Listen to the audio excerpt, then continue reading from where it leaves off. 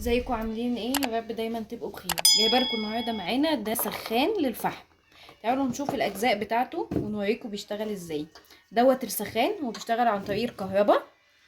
ده شكله، وده الجزء اللي انت بتحطي عليه الفحم ويبتدي ان هو يسخن معاكي. بدل طبعا في ناس كتير بتعاني من ان هي بتبقى قاعده في مكان وعايزه تشغل وعايزه فحم، فبتعاني ان هي لازم تقوم وتوصل لمكان تاني عشان تسخن الفحم. لا، بصي هو بيبقى بالشكل ده.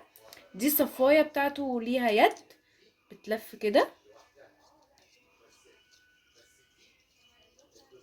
شايفين؟ دي كده الصفايه اللي بيتحط عليها الفحم.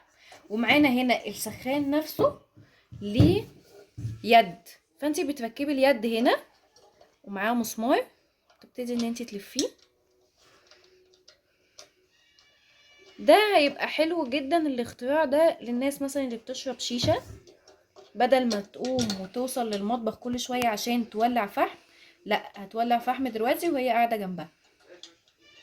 انا بس ايه، عايزة الفلكوا اليد بتاعتها اللي مش عايزة تلف معايا اهي، عايزة اقفلها كويس.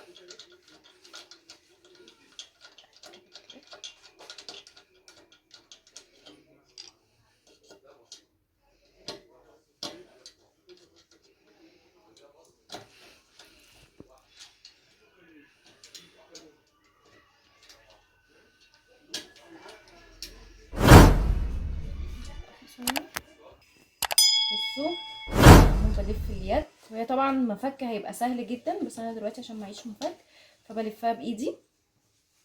بصوا برضو اليد اهي بقت محكمه الى حد ما. معانا هنا رجول علشان تبقى ثابته معاكي.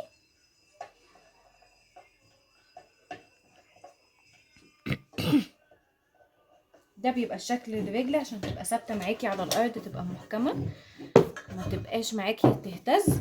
وبتبتدي ان انت تحطي الصفايه بتاعتها وتحطي هنا الفحم ويبتدي ان هو يشتغل معاكي ويسخن بكل سهوله.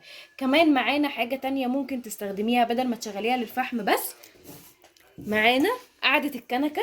تقدري ان انت تستخدميها وتعملي شاي، تعملي قهوة زي ما انت عايزة. يبقى انت كده عملتي الفحم، عملتي قهوة، عملتي شاي وانت قاعدة في مكانك بدل ما تروحي للمطبخ. يعني انت نقلتي بوتاجاز المطبخ الكبير جنبك وانت قاعدة في اي مكان، وتبتدي بقى ان انت تعملي اللي انت عايزاه.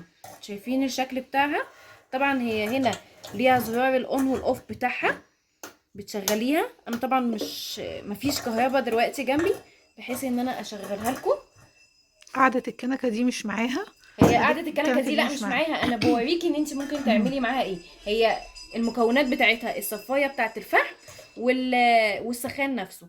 انت بقى عايزة تعملي حاجة تانية، ممكن تجيبي قعدة الكنكة لو عندك في البيت وتبتدي ان انت تعملي عليها الشاي والقهوة بتاعتك. يا رب يكون المنتج عجبكم، واتمنى ان انتوا تشاركوا في القناة وتفعلوا الجرس عشان يوصلوكوا كل جديد من منتجاتي.